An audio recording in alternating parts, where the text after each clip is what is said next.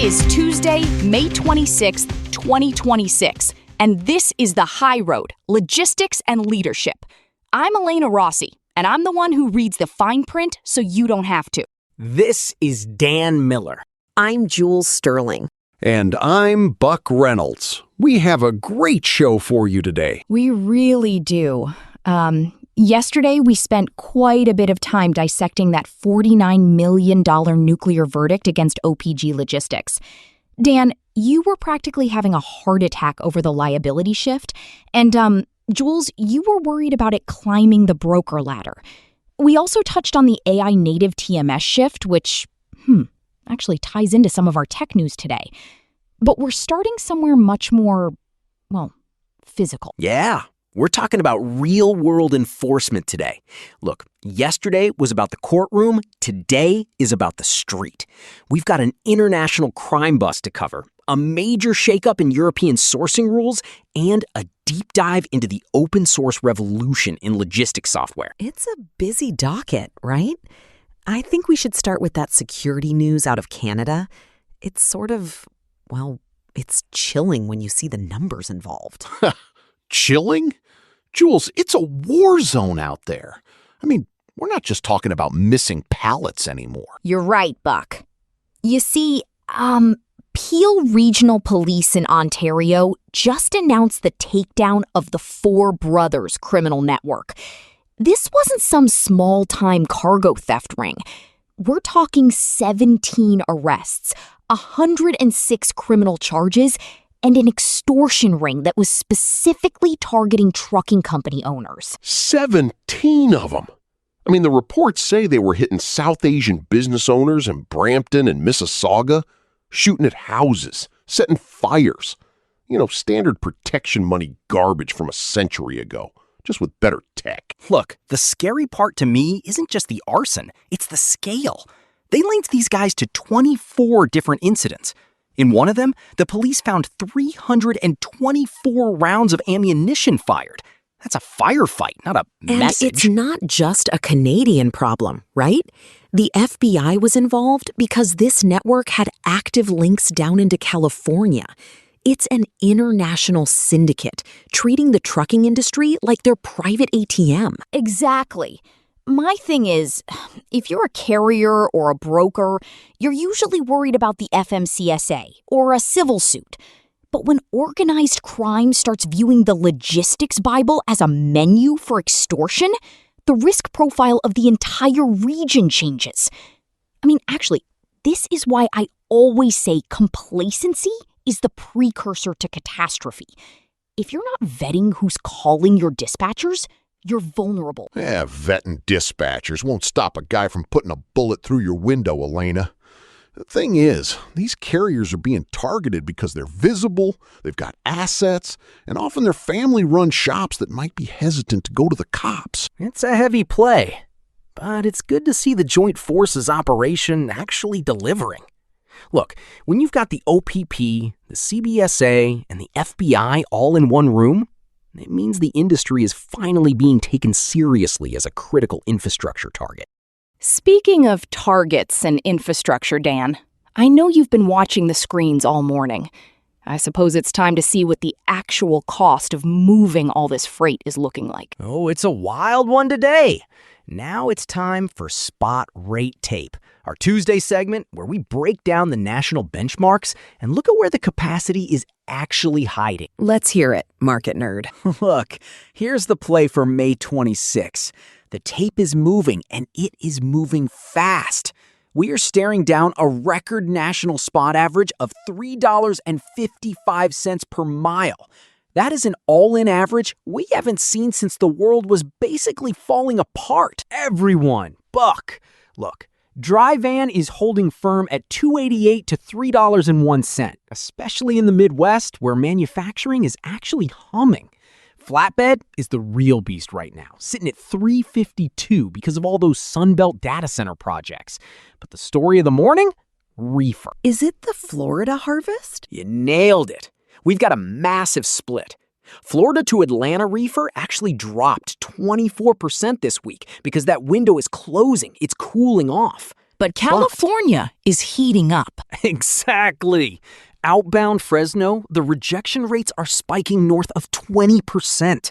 If you're trying to move temp-controlled freight out of the West, the spot rates are up 62% against the 2024 baseline.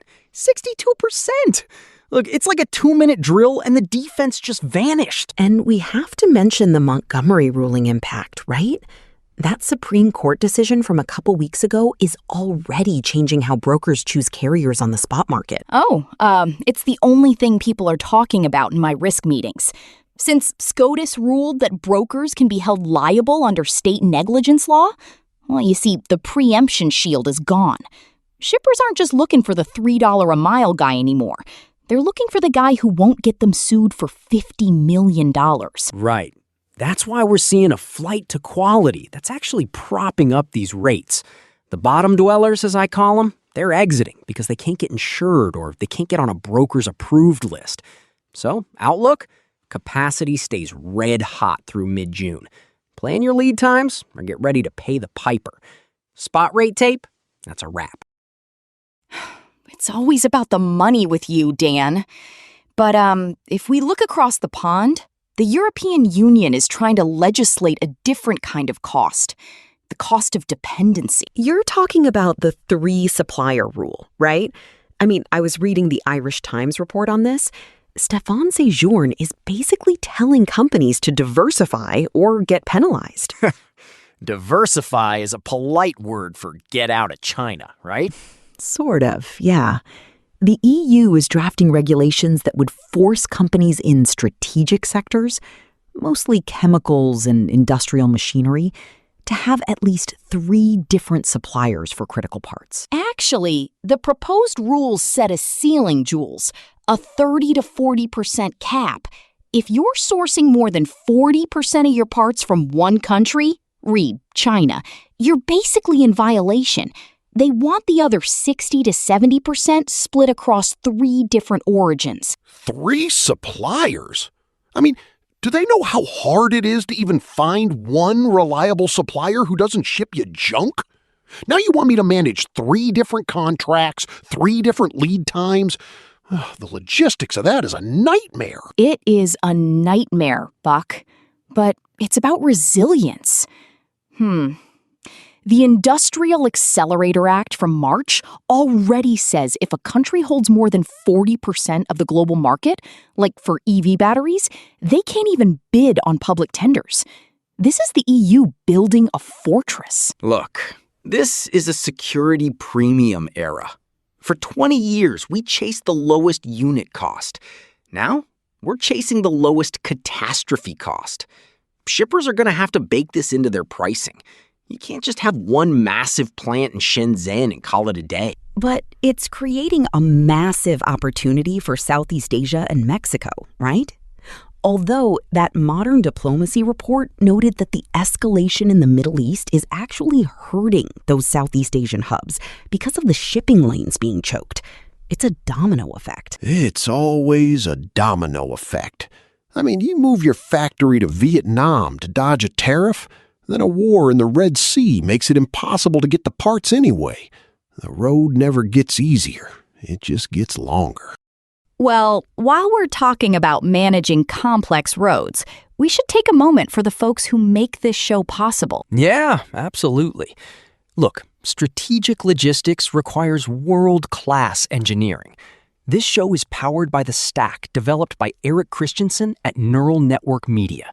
Support the architect behind the code. Visit our Patreon at patreon.com/neuralnetworkmedia for a free trial and access to our daily briefing PDF. It's the data we use, refined for your business. It really is the best way to stay ahead. Okay, speaking of staying ahead, let's talk about the people actually moving the freight.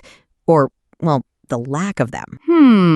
Actually, the latest data from Trucking HR Canada is a bit of a wake-up call. April saw the 4th straight month of employment decline in the Canadian trucking sector. But the paradox is that the number of people looking for work in the sector also fell. It's not that they're unemployed, right? They're just leaving. They're going to construction, Jules. or manufacturing, or they're finally hanging up the keys and retiring. Craig Fawcett over at THRC said the supply of experienced drivers is shrinking faster than the demand is cooling. You can't replace 30 years of road sense with a 2-week CDL mill grad. Look, this is why we're seeing the executive shifts. Torque Robotics just appointed a new CFO. They're pushing hard on the autonomous side. Diamond Trailers and Harbor Logistics are also swapping out their C-suites. It's a strategic pivot. You see, if you can't find the labor, you buy the tech. But as I mentioned yesterday regarding Agentic AI, the legal liability of an autonomous unit is a whole different crime scene. But is it a crime scene if it's more consistent? I mean, look at what's happening with the Open Logistics Foundation. They just released the OLF-ECMR for global download. That's a digital consignment note that finally gives us a standardized framework. Okay, now we're getting into the main event. This open source movement is the biggest story of the year, and I'll fight anyone on that. Look, we are at a tipping point. I suppose you're right, Dan. The research shows that as of today, May 26th, logistics has shifted from fragmented solutions to integrated orchestration. The Open Logistics Foundation and Transporion, that's a Trimble company, by the way, they're co-developing an open-source data model for dynamic time slot management. Time slot management? I mean, we've had that for years. It's called showing up and waiting. Well, that's what they're trying to fix, Buck. They want to end the black box era. Instead of 5 different proprietary systems that don't talk to each other, they want one plumbing system where DB Schenker and LKW Walter can actually share data about dock bottlenecks in real time. And it's powered by something called the GS1 Digital Link Transition. My thing is, if you don't have granular, high-integrity data, you can't have AI that actually does anything. We're moving towards Sunrise 2027. Look, Sunrise 2027 is the deadline for retailers to be able to scan 2D barcodes, like QR codes, at the point of sale. But in the warehouse, that means every single pallet, every box has a digital twin that tells the AI exactly where it is and what its temperature history is. And then what? The AI just decides to reroute the truck because it feels like it? It's called Agentic AI, Buck. It doesn't just recommend, it executes. If a port is backed up, the system autonomously finds an alternative route and rebooks the drayage before a human even finishes their coffee. It's a 15-point margin increase. Look, if you can reduce empty miles and dock wait times by even 10% using these open source standards, you're looking at a completely different P&L. LKW Walter and DB Schenker are already co-developing the service layer on top of this. They're competing on service, not on who has the better secret code. But I have to ask, who audits the AI? If an agentic system makes a sourcing decision that violates that new EU3 supplier rule, who's liable? Is it the software developer, the carrier, the broker who didn't supervise the algorithm?